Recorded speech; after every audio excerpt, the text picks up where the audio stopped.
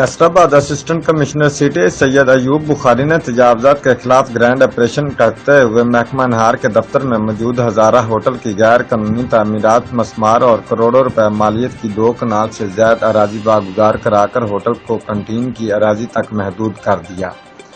تجاوزات کے خلاف آپریشن میں بھاری مشینری استعمال کی گئی۔ اسسٹنٹ کمشنر سٹی نے بتایا کہ ہزارہ ہوٹل محکمہ انہار کی سرکاری اراضی پر قائم تھا، جہاں عرصہ دراز سے کاروبار جاری اور ہوٹل انتظامیہ کی طرف سے کمرشلائزیشن فیس بھی جمع نہ کرائی گئی، جس سے سرکاری خزانہ کو بھاری نقصان ہو رہا تھا، جس پر کارروائی عمل میں لائی گئی۔ انہوں نے بتایا کہ ہوٹل سے ملحقہ گرین بیلٹ کو بھی تجاوزات سے پاک کر کے اصل شکل میں بحال کر دیا گیا ہے۔